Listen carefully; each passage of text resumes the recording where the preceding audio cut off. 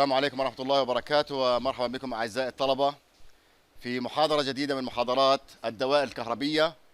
وهذه المحاضرة هي المحاضرة رقم 20 من الشابتر الرابع تحت عنوان سيركت ثيرم، ثيفنين ثيرم. وهذه طبعا تعتبر من النظريات المتقدمة في تبسيط الدوائر الكهربية وتحليلها، وحنشوف كيف بتشتغل. والرسمة اللي هي معقدة بالنسبة لكم الآن التي يظهر فيها الرمز VTH و RTH، هذه هي تركيز محاضرتنا اليوم، كيف نحسبهم حتى نستبدل أي دائرة معقدة بهذه الدائرة البسيطة. اجت نظرية ثيفنين بعد ما درسنا اللينياريتي بروبرتيز والسوبر بوزيشن والسورس ترانسفورميشن، وحنلاقي انه كل هدول جايين عشان يخدموا موضوع الثيفنين ثيرم لاختصار الدوائر الكهربية وتبسيطها. نحن نعلم انه الدوائر الكهربية قد تصل الى مرحلة من التعقيد بحيث انه نصعب علينا انه نتعامل معها بقوانين المنش اناليسيز والنودل اناليسيز. لكن لو فكرنا في اي دائرة كهربية دائما وابدا حنلاقي انه في منها جزء ثابت وفي جزء منها متغير. الجزء الثابت على سبيل المثال هو الدائرة الكهربية اللي بتوفر لنا كهرباء في البيت، زي المقبس تبع الكهرباء اللي هان بتوفر لك 220 فولت. الآن أنت ممكن تشبك عليه مكيف، ممكن تشبك عليه كمكواية، ثلاجة، جوال، إيش ما بدك تشبك. هل معنى ذلك إنه أنا كل ما أغير ديفايس أغير الدائرة الكهربية؟ لأنه فعلا إحنا لما بنغير الجهاز المشبوك على الدائرة تتغير قيم التيار وفرق الجهد، مظبوط ولا لا؟ وبالتالي لو أنا تعاملت مع الجزء الثابت من خلال دائرة مكافئة بسيطة تحتوي على باور سبلاي يعبر عن فرق الجهد اللي بتوفره هاي الدائرة، وكل الدائرة هذه لها مقاومة مكافئة بنسميها ثيفنين ريزيستنس وثيفنين فولتج، لأصبحت الأمور سهلة. بإمكاني إني أستبدل الأحمال اللي هي اللود اللي على الريزيستنس بدون ما أغير المدخلات تبعتي. هذه هي فكرة اللي هي نظرية ثيفنين. إيش بتقول النظرية؟ زي ما أنت شايف إنه عندك linear two terminal circuit، two terminal موجب وسالب يعني مدخلين. هذه اللينير سيركت بتوفر تيار ويعمل على فرق جهد ثابت لتشغيل هذا اللود. هذه الاوريجينال سيركت. Thevenin's theorem provide a technique by which the fixed part of the circuit is replaced by equivalent circuit. وهنا نحن ندخل الآن في إطار التلاعب والتغيير على الدائرة الكهربية لمصلحة بتهمنا كتير، وهي تسهيل المعالجة الرياضية تبعتنا. فبنستبدلها بإيش؟ بدائرة بنسميها ثيفنين سيركت أو ثيفنين equivalent سيركت. هذه الدائرة كلها بما تحتويه من مقاومات ومن باور سبلاي وكرنت سورس وفولتج سورس ديبندنت واندبندنت تستبدل بإيش؟ بفولتج سورس اسمه في ثيفنين، وبتستبدل كل المقاومة المكافئة لهذه بآر ثيفنين. بالحالة هذه نظرية ثيفنين ايش بتقول؟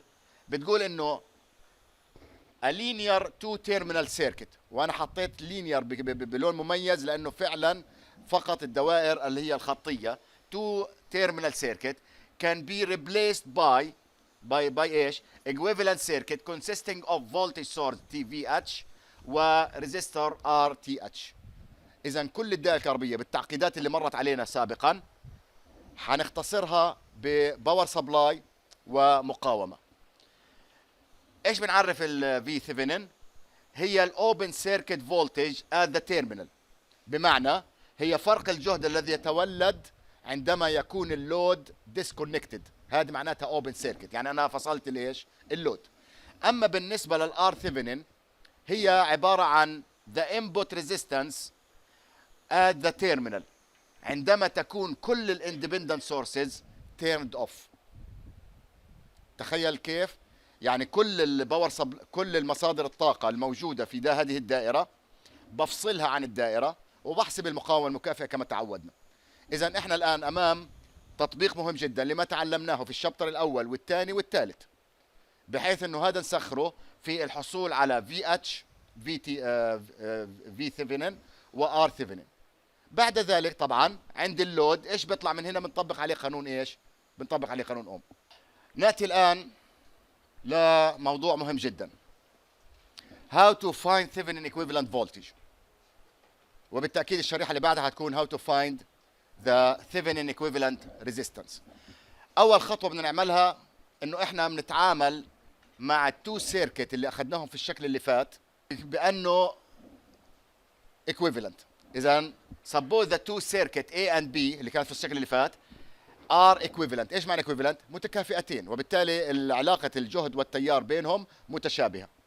على هذا الأساس سنقوم بفصل اللود ريزيستنس اللي بنعتبرها متغيرة. أنا إيش عملت هنا؟ فصلت اللود ريزيستنس، فإيش تبقى عندي؟ تبقى عندي دائرة كهربية بدون اللود ريزيستنس، وبالتالي لا يوجد أي تيار يتدفق. إذا there is no current flow. The open circuit voltage at the terminal AB هذا إيش بيكون؟ V open circuit. إيش بيساوي؟ V Thevenin للسيركت المكافئة. إذا أنت لما يطلب منك تحسب قيمة V Thevenin أو الفولتج تبع ثيفنين لأي دائرة كهربية، أول شغلة إيش بتعملها؟ بتفصل الحمل اللود، وبتحسب بالتقنيات اللي أنت درستها سابقا قيمة VH اللي هي V open circuit، لأنه V open circuit هي VTH. ايش بدك تستخدم؟ النودل اناليسيز وليكن، بدك تستخدم السورت ترانسفورميشن وليكن، واذا حبيت تستخدم المش اناليسيز وليكن.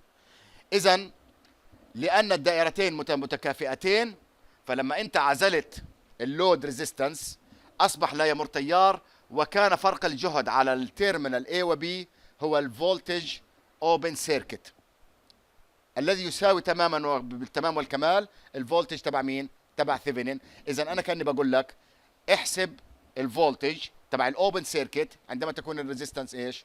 او اللود ريزيستنس از ريموفد اوف. بكل بساطه الموضوع سهل جدا وباختصار. ننتقل الان لحساب الريزيستنس ثيفنين ايكويفالنت ريزيستنس RH. المره هذه حفصل انا التيار، حفصل اللود ريزيستنس، ولكن حقوم بشيء اخر، اني انا اعتبرت السيركت الاي وبي ان سلايد 3 ار ايكويفالنت اللي هي دائرة ثيفنين المكافئة والدائرة اللي فيها اللي هي الدائرة الحقيقية. بعد ما فصلت أنا التيار remove the load there is no current، بدي أروح أفصل كل الباور سورس من الدائرة. وين في عندي current source بدي أحوله إلى open circuit، وكل ما في عندي voltage source بدي أحوله لمين؟ لشورت سيركت. بمعنى آخر انه لا يوجد اي باور في الدائره. مين حتضل في الدائره؟ حيضل فقط عندي الريزيستنس، المقاومات. لذلك the input resistance of the dead circuit، وكلمه dead circuit يعني مصطلح يستخدم في الدوائر الكهربيه للدائره التي فيها الباور سبلاي محروق، بنسميها dead، لانه تعتبر الدائره الكهربيه القلب النابض تبعها مين؟ اللي هي الفولتج سورس او الكرنت سورس. اذا انت فصلته فاصبحت dead circuit. فايش في هذا الكلام؟ بقول at the terminal must be equal، وهذا الكلام بيقودنا الى انه التيار المقاومه الكليه للانبوت سيركت لللينير سيركت حيكون مكافئ بالتمام والكمال لمقاومه ثيفنين.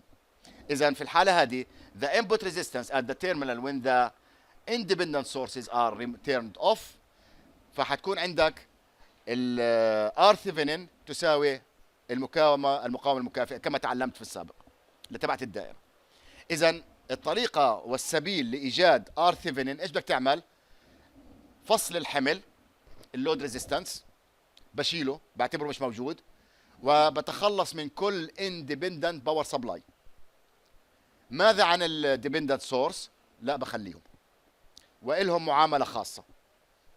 من هنا بتيجي الصعوبة تبعت ايش؟ ثيفنين لما بيكون في عندك ديبندنت سورس.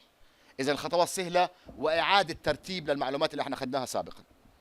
خلينا نشوف الآن إنه أنا عندي تو كيسز. الكيس الأولى to be considered هي لما بيكون عندك no dependent source. ومحاضرة ثيفنين قسمتها إلى جزئين. جزء حيتعامل مع الدوائر الكهربية التي لا تحتوي على dependent source عشان نتقن الطريقة. المحاضرة الجاية اللي هي رقم 21 حتتناول الجزء الثاني اللي حيكون فيها dependent source لأنه إلها أفكار جديدة. لذلك in case 1 if the network has no dependent source كله اندبندنت سورس. وي تيرن اوف ذا اندبندنت سورس. ايش معنى؟ بنعتبرهم مش موجودين، بريحنا كثير. ار ثيفنين ايش بتساوي؟ ذا انبوت ريزيستنس اوف ذا نتورك ات ذا تيرمينال اي وبي. وانتم تدربتوا على دوائر كثير كيف تحسبوا المقاومه المكافئه، متى بيكونوا على التوازي، متى بيكونوا على التوالي، وبجمعهم فبتطلع عندي ار ان هي ار ثيفنين لما اقوم بالاجراءات هذه. اما في الحاله الثانيه اللي حنأجلها للمحاضره الجايه، هي لما بيكون في عندي ديبندنت سورس. الديبندنت سورس لو انا عزلت كل الاندبندنت سورس من الدائره الكهربيه وما فيش عندي current flow in the circuit، الديبندنت سورس ايش وظيفته؟ قاعد بتفرج. مظبوط ولا لا؟ لانه هو حتى تعمل له اكسايتيشن يجب ان يكون في تيار مارر او في فرق جهد في الدائره الكهربيه، بيعتمد عليه مين؟ اللي هو الديبندنت سورس. لذلك if the network has dependent source، في الحالة هذه we turn off all the independent source. ونفترض أن هنالك باور سبلاي افتراضا من عندي فولتج سورس قيمته 1 فولت. ليش حطيت قيمته 1 فولت؟ to excite the circuit. ايش معنى excite the circuit؟ انه ينشطها يشغلها. انا افترضته 1 فولت، وبالتالي اذا حسبت قيمة التيار الذي يمر تحت هذه الظروف فاصبحت R7 لهذه الدائرة هي في نوت على I. شايفين الفكرة ما اذكاها؟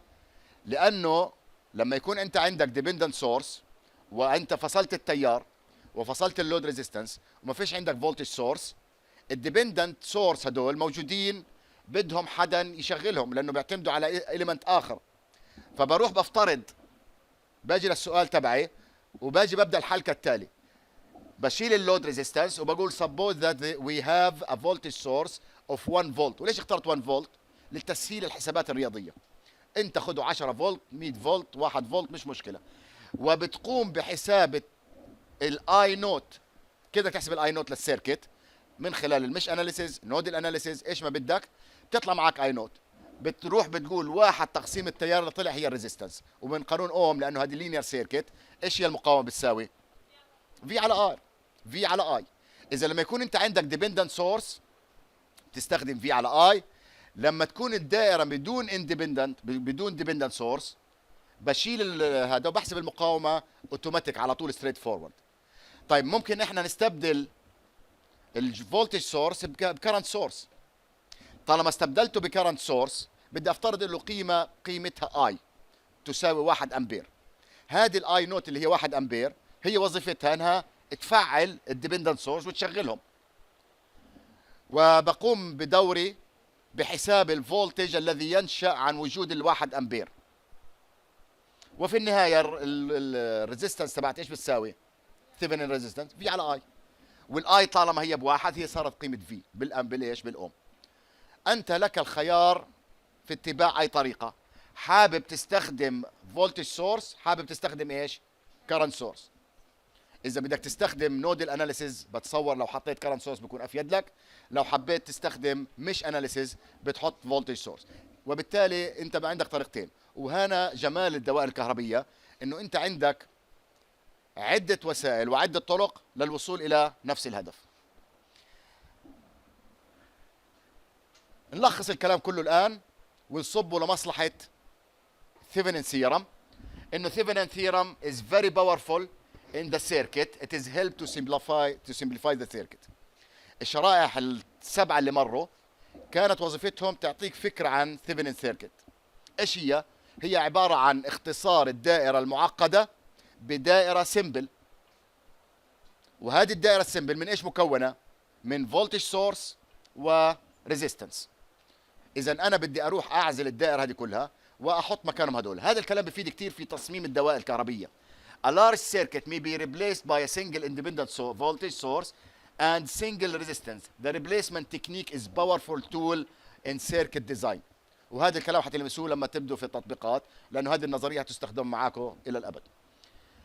A linear circuit with variable load can be replaced by Thevenin circuit من خلال الدائره هاي. اذا هذه الدائره طبعا الصندوق هذا، الصندوق اللي انتم شايفينه هذا هو قد يكون احد الدوائر اللي حليتوا عليها امثله قبل هيك ومسائل وتمارين، مقاومات وباور سبلاي وعلى التوازي وسوبر مش وسوبر نود وشغلات زي كده. هدول كلهم هختصرهم في ايش؟ في فولتج ثيفنين وار ثيفنين. مين اللي بتغير هنا؟ التيار. انا بهمني التيار اللي مر في مين؟ في ار. اذا هذه تغيرت التيار هذا حيتغير. التعامل في الحاله الاولى في الاوريجينال سيركت مشكله كبيره، لانه كل ما بدي اغير اللود ريزيستنس بدي ارجع احسب ايش؟ القيم اللي مطلوبه مني. لذلك the current IL through the load and the voltage VL across the load is easily determined when Thevenin equivalent circuit are found. لانه IL من قانون اوم مش بتساوي V على حاصل قسمة المقاومة الأولى زائد الثانية. إذا أصبح الآن بعد ما أنت اجتهدت وطلعت الدائرة المكافئة تستطيع أن تقدر IL لعند كل لود مختلف. إيش غيرت هنا اللودز فبتقدر تطلع، فعلى طول بتقسم V ثيفنين على R ثيفنين زائد إيش؟ زائد RL. رجعنا لقانون أوم، وتستطيع حساب V ثيفنين عن طريق إيش؟ I في L أو R في L. فR اللي هي اللود تبعتك المتغيرة مضروبة في الثابت تبعك في ثيفنين على ار ثيفنين زائد ايش؟ ار ال. اذا واضح سهولة التعامل مع الدوائر المكافئة في الدوائر الكهربية المعقدة من خلال استبدالها بدائرة بسيطة. احنا الان مهمتنا في هذا الكورس انه كيف نستطيع ان نحول اي دائر من هذه الدوائر الى ثيفنين ايكويفالنت سيركت. خلينا نحل مثال على هذا الكلام. مرت عليكم دوائر كتير زي هيك، صح ولا لا؟ طيب find the Thevenin equivalent circuit to the left the terminal. بدي اعتبر انه بدي اجيب الدائره المكافئه لمين؟ للجزء هذا بدون اللود ريزيستنس. اوكي؟ عند التيرمينال A و B. هذا الجزء الثابت وهذا الجزء المتغير. بدي استبدل الدائره الثابته المعقده بفولتج سورس على التوالي مع ريزيستنس. To find the current through RL لما بتكون هذه 6 اوم ولما بتصير 16 ولما بتصير ايش؟ 36. اذا اوجدت الدائره المكافئه استطيع تغيير المقاومات حسب القانونين اللي اخذناهم قبل شويه وايجاد التيارات المختلفه. طيب اذا احنا مهمتنا انه ناخذ الدائره هذه نفصل اللود ريزيستنس، مظبوط ولا لا؟ ومن ثم بدي احسب انا مين؟ بدي احسب الار ثيفنين اللي هي المقاومه المكافئه ار ثيفنين. فبروح بطلع على الفولتج سورس هذا والفولتج سورس هذا من النوع الاندبندنت واندبندنت، ولا يوجد ديبندنت سورس. اذا هو كيس 1. اذا الخطوه الثانيه بعد ما افصل اللود ريزيستنس ايش بعمل؟ بلغي وجود هذا وبحط شورت سيركت هنا. كيف بلغي وجود هذا؟ بعمل هنا اوبن سيركت وبعمل هنا ايش؟ شورت سيركت. فايش بصير معك؟ الخطوات بدنا نتبعها كالمعتاد. ريموف ذا لود ريزيستنس، اوكي سهله هذه. 2 we find R Thevenin by turning off the 32 voltage and the 2 ايش امبير current. الخطوه الرابعه برسم الدائره التي نتجت من ذلك. بكل بساطه الأربعة اوم هي نفسها الأربعة اوم، الفولت سورس استبدل بسلك، وبالنسبه الي ال2 امبير لا وجود لها، لكن اصبحت المقاومه هاي متصله مع هاي واصبح عندي اللود ريزيستنس مشيوله وبدي اجيب الريزيستنس عند التيرمينال هاي. نستخدم معلوماتنا السابقه انه ال12 وال4 تشترك مع نود 2 نودز، اذا هدول على التوازي، والناتج على التوالي مع مين؟ مع 1 اوم. فبصير عندي ار ثيفنين بتساوي 4 توازي 12، وانت بتعرف ايش يعني 4 توازي 12، 4 في 12 على 4 زائد 12، الناتج بجمعه لواحد بيطلع معك 4. خلينا الان ننتقل الى الخطوه الثانيه اللي هي ايجاد الفولتج ثيفنين، لانه انا بلزمني ار ثيفنين وفي ثيفنين، صح ولا لا؟ فليتس فايند في ثيفنين. اول خطوه بعملها بتخلص من مين؟ من اللود ريزيستنس، وبعد ذلك بشغل امكانياتي التي تعلمتها في هذا الفصل لايجاد الفولتج ثيفنين. اول شيء الفولتج ثيفنين هو الفولت اللي موجود على مين؟ على التيرمينال، وهو نفسه انا عندي هذه عباره عن ايش؟ 1 نود، وهذه النود وهذه النود على التوازي، وبالتالي لو انت جيت طلعت على في ثيفنين هان حتلاقيه هو نفسه في ثيفنين هان، لانه التيرمينال A و B هي نفسها في اتش ومين؟ مش نفسها، هي على التوازي مع في اتش ومين؟ والريفرنس نود. لذلك لايجاد قيمه في ثيفنين بامكاني شو اعمل؟ بامكاني استخدم المش اناليسيز. فبدنا نروح ناخذ اللوب 1 واللوب 2. الحلو في الموضوع هنا انه اللوب 2 هاي معروفه الاي 2 بتساوي 2 امبير بالسالب، وهنا التيار اي 2 لما بوصل لهنا بتفرعش غاد، لانه التيرمينال هذه ايش؟ اوبن سيركت، وبالتالي فيش تيار بمر هان. اذا صار عندي اللوب هذه بشتغل عليها بتطلع لي معادله بدلاله التيار اي 1. طيب في ثيفنين قديش بدها تساوي؟ جهد العقده هذه ايش بيساوي؟ هو بيساوي حاصل ضرب التيار في المقاومه. التيار قديش بيساوي؟ اي 1 ناقص اي 2 في مين؟ في المقاومه 12 اوم. هذا بيساوي الفي ثيفنين، هذا بيساوي الفي ثيفنين. طيب المعادله الاولى اللي حتطلع لي قيمه التيار الاول، قيمه التيار الثاني عرفته انا ناقصها كم؟ ناقص 2. طب خلينا نشوف المعادله الاولى ايش بتعطيني. انتوا صرتوا خبر في الموضوع هذا. سالب 32 زائد 4 اي 1، وهذه ال 12 مشتركه من هذول الاثنين، اذا 12 اي 1 ناقص اي 2. تعال جمعوا لي اي 1 لحال واي 2 لحال. فال 12 اي 1 مع الاربعه صارت 16 ناقص اي 2. معادله بمجهولين بحتاج الى معادله ثالثه من المش الثانيه. بطلع ايش؟ التيار اي 2 بيساوي سالب 2. السالب 2 امبير بتخش مكان مين؟ بتخش مكان السالب 12، فبصير عندك زائد 24. الزائد 24 بتروح على الجهه الثانيه بتصير سالب 24، و32 ناقص 24 بيعطيك 8، وبتضل عندك 4 زائد 12 اي 1، فبيطلع عندك 16. 8 على 16 اذا نص امبير. من اجمل ما يمكن، وهذا تطبيق مباشر على المش اناليسيز اللي انتم صرتوا مراجعينه اكثر من مره. لما انا جبت الاي 2 الاي 1 وعندك الاي 2، اذا بكل سهوله بتحسب الفي ثيفنين فرق الجهد اللي هو حاصل ضرب التيار في المقاومه. هذا الكلام احنا حليناه باستخدام مين؟ باستخدام المش اناليسيز. طلع لي 30 فولت. هذه 30 فولت هي الفولتج ثيفنين. اذا انا بستبدل الدائره هذه كلها في ثيفنين بيساوي 30 ومقاومه بتساوي 4 اوم، وبشتغل قانون اوم مره ثانيه. الدائره هذه حليناها باستخدام مين؟ باستخدام المش اناليسيز.